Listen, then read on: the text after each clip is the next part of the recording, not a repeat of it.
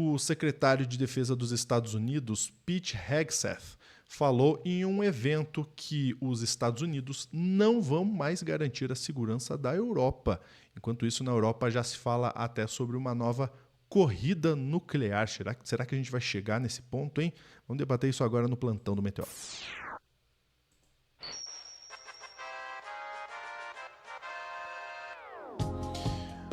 Bom, Donald Trump está desde o início aí do seu mandato falando sobre não financiar mais, né, outros países e tudo mais. Eu vou trazer a Sofia Labanca aqui na tela, Sophie. Isso começou lá nas discussões em relação aos valores que os Estados Unidos já tinha investido na guerra da Ucrânia. Só antes da gente continuar, o arroba da Sophie aqui, ó, para você seguir a Sophie no Instagram, arroba Lente Vermelha. E o meu arroba aqui, Lúcio Júnior, lu.júnior, para você me seguir lá no Instagram também. Vamos lá, Sophie. Bora lá. O que é que está acontecendo? Então, foi o secretário de Defesa dos Estados Unidos, lembrando que lá o secretário de Defesa seria o equivalente ao nosso ministro da Defesa. Lá é o Pete Hegseth, espero que tenha pronunciado correto, que ele estava em um evento na Escola de Guerra do Exército dos Estados Unidos, e nessa última quarta-feira, dia 23. E lá ele resolveu falar que, olha, Estados Unidos não vai ficar fazendo força aí para defender a Europa, não. Basicamente, isso que ele coloca. Eu vou mostrar aqui para vocês no Sputnik Internacional, não é o Sputnik Brasil, é o Sputnik Internacional. Estados Unidos não vai mais ser o único garantidor da segurança europeia, diz Hegseth. Vamos ler aqui comecinho, porque é uma notinha curta, né? Os Estados Unidos não serão os únicos garantidores da segurança europeia, afirmou o secretário de Defesa dos Estados Unidos, Pete Hegseth, na quarta-feira. O tempo dos Estados Unidos como o único garantidor da segurança europeia já passou, disse Hegseth na Escola de Guerra dos Estados Unidos. Ele ressaltou que a Europa precisa se posicionar e desempenhar um papel de liderança em sua segurança. Hegseth também repetiu o apelo de Washington aos seus aliados europeus para que aumentem seus gastos com defesa. Aqui é só uma coisinha que é boa anotar, eu vou ler um pouquinho mais, mas só para uma coisinha que é boa anotar com relação a isso, aumentar seus gastos com defesa, né? Engraçado, vão aumentar esses gastos com quem? Quem que produz muita arma? Quem que tem um verdadeiro complexo industrial militar? Me conta, Júnior, Lúcio, me conta qual país que tem um complexo industrial militar na qual os europeus acabariam gastando dinheiro comprando armas, Quem? Desde a Primeira e Segunda Guerra Mundial. né? Continuando aqui, ele ressaltou, fizemos o mesmo apelo aos nossos aliados, 2% de gastos com defesa não são suficientes considerando a ameaça que vocês enfrentam. 2%, por que ele está falando de 2%? Porque 2% é o que está sendo cobrado pela OTAN, né? A OTAN, que é o Tratado do Atlântico Norte, que é basicamente um tratado que foi feito entre Estados Unidos e Europa Ocidental para fazer frente à União Soviética durante a Guerra Fria. A OTAN está cobrando que todos os seus membros tenham aí um gasto de 2% do seu PIB com defesa. O Hegseth está dizendo, não é o suficiente, vocês têm que gastar mais, tem que gastar mais. E daí ele fala, ele enfatizou que a Polônia e alguns outros países já se comprometeram a gastar 5% do seu PIB em defesa e instou outros a fazerem o mesmo. Gente, tem muita coisa para desembrulhar aqui, né? Primeiro, estão mandando a OTAN para o espaço. Estados Unidos está mandando a OTAN para o espaço, porque a OTAN era basicamente o tratado no qual os Estados Unidos meio que se comprometia. Obviamente não é isso que está escrito, mas na prática era os Estados Unidos meio que se comprometia a defender a Europa Ocidental das suas possíveis ameaças. E que isso foi importante para a Europa, porque durante o esforço aí de reconstrução depois da Segunda Guerra Mundial, eles puderam concentrar os seus esforços, né, em reconstruir, em vez de ficar gastando com militar, enquanto gastos militares, enquanto a União Soviética tinha que gastar cada vez mais com os seus militares e por isso não tinha como, acabava sendo uma desvantagem em termos de crescimento, né? E Estados Unidos está mandando isso para o espaço. Não sei se você concorda comigo, Lúcio, mas para mim parece que é esse o caminho que as coisas estão caminhando. Caminho que as coisas estão caminhando. Que frase horrível. Mas é por aí mesmo. E a outra coisa que tá para pensar nisso aqui é o que eu estava falando. É meio que um incentivo para gastarem com os Estados Unidos, porque a Europa não vai conseguir, da mesma forma que os Estados Unidos não vai conseguir, de repente, como produzir iPhone, como o Trump promete que vai fazer, a Europa também não vai conseguir, de uma hora para outra, construir um complexo industrial militar. Mas, enfim, e tem a questão de que, vamos e convenhamos, Estados Unidos e OTAN ajudaram a enfiar aí o leste europeu, especialmente a Ucrânia, numa guerra com a Rússia. E agora eles dão para trás, que é um tremendo de uma filha da putice. Desculpa o meu francês. Mas, enfim, o ponto é, está acontecendo. Está acontecendo.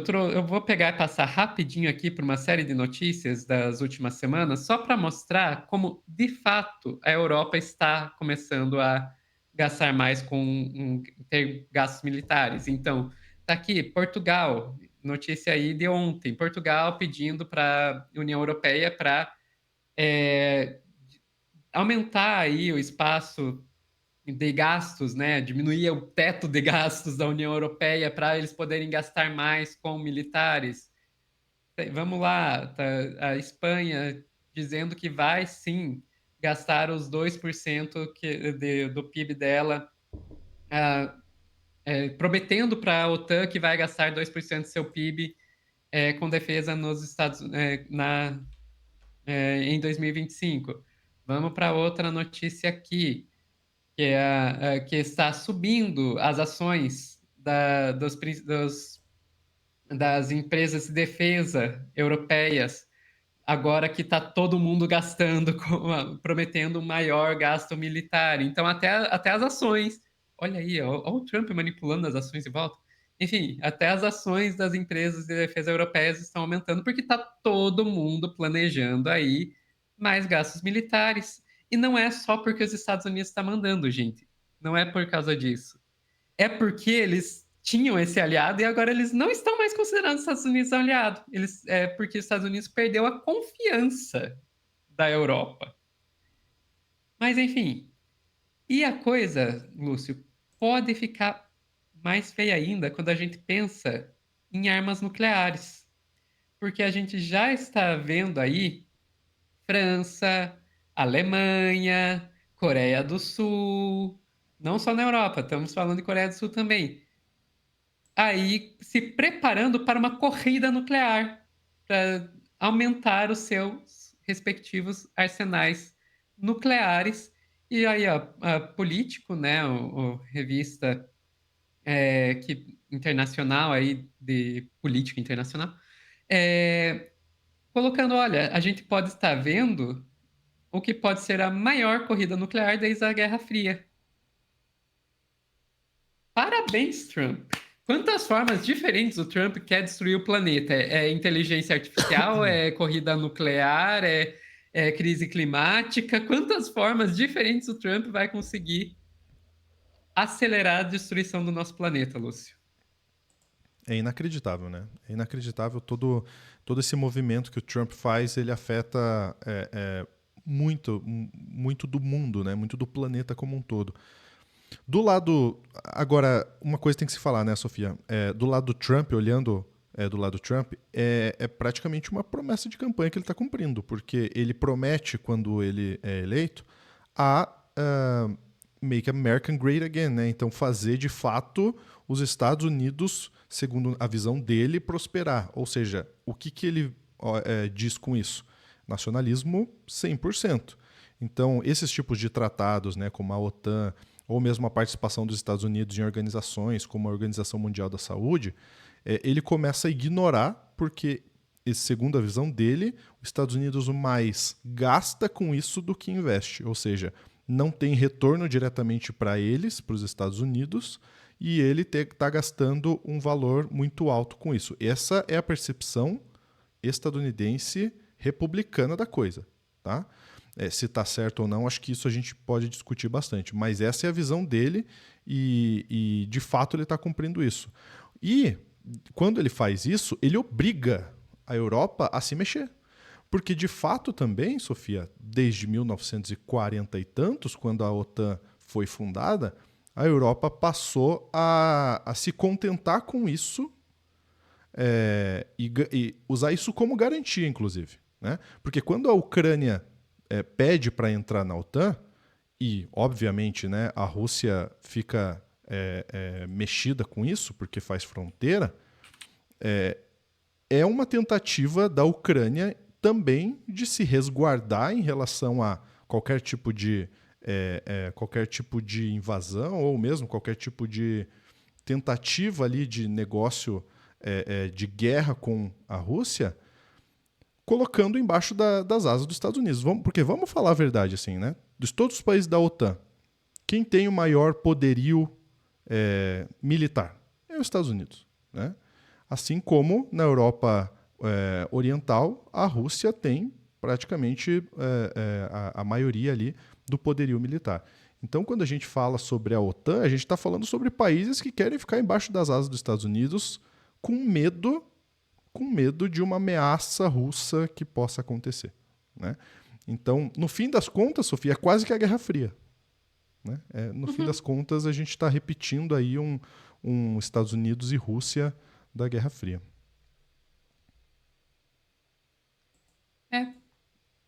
Eu acho que é bem por aí mesmo, e é interessante pensar nisso como uma nova Guerra Fria, porque não dá, eu acho que não dá para comparar 100% com a Guerra Fria anterior, porque Ah, existe sim. muito mais ligação econômica entre os blocos do que existia na Guerra Fria original, né? Então, eu acho Uhum. que existe um limite para o quanto dá para comparar. Mas que a gente está indo para esse caminho, está. E vamos torcer para não esquentar como a anterior não esquentou, né? Porque, pelo amor, se a gente começar a ter bomba nuclear sendo jogada de um lado para o outro. Não, e a gente está condenado, né? Porque a gente já não tem E problema eu não suficiente. duvido. Né? E Trump, pensa que Trump tem uma maleta que tá o tempo todo junto, um agente do lado dele carregando uma maleta com botão para disparar arma nuclear. Não tem como isso dar certo, gente. Não, não tem. E, inclusive, é claro que a exploração que o Trump tem negociado com a Ucrânia é uma exploração mineral. Mas a gente também não pode imaginar que o Trump não tem outros objetivos ali com essa negociação com a Ucrânia também, que fica pertinho da Rússia e aí já viu tensões aumentando. A China é muito mais parceira da Rússia. Claro que a China não entrou em nenhum momento na guerra, né? Na guerra Rússia-Ucrânia. Em nenhum momento a China, pelo menos é o que diz, que os próprios chineses dizem, né? Eles não ofereceram nenhum tipo de armamentos, não ofereceram nenhum tipo de investimento militar para a Rússia, mas a gente sabe, né, que toda essa movimentação, inclusive do Trump, com taxação e tudo mais, deixa muito mais a China próximo ali da Rússia do que dos países ocidentais, pelo menos quando a gente está falando em questões militares, né, quando a gente não está falando em questões de negócios, de economia.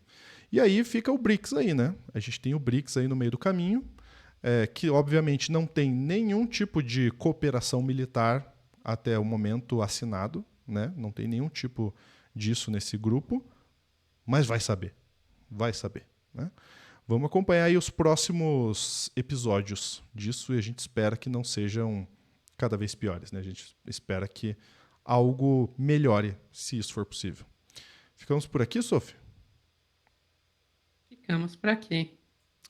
Olha só, eu vou te convidar, inclusive, então, já que a gente fica por aqui nessa notícia, vamos falar sobre games? Pois é, mas não do jeito que a gente gostaria. Mas é o jeito que a gente precisa falar. Games e extrema-direita. Você já deve ter percebido, né, que a extrema-direita está muito presente aí na indústria dos games, na comunidade gamer em especial. Pois é, isso não é novidade para você, mas a gente vai a fundo nessa informação no Telescópio 14 aí, no canal do Meteoro. Já está disponível para você assistir com um baita roteiro aí do nosso querido Pedro Zambarda. Então entra lá no canal do Meteoro. Depois desse vídeo, terminou esse vídeo, já vai lá assistir porque ficou muito legal mesmo, tá bom? Um grande abraço e até a próxima.